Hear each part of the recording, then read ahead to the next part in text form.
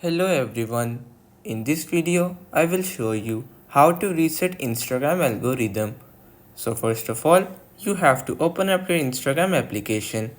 On your Instagram application, you have to click on your profile icon that is present at the bottom right corner of your screen. Now on your profile, you have to click on the menu icon that is present at the top right corner of your screen. Now in your settings and activity, first of all you have to scroll down towards the end until you see the what you see option. Over here you have to tap on suggested content. In suggested content, what you have to do is that tap on reset suggested content. So now you have to make sure that you read all of the information that is written over here, because once you reset your algorithm, you won't be able to turn it back. Once you are done with that, you have to click on next.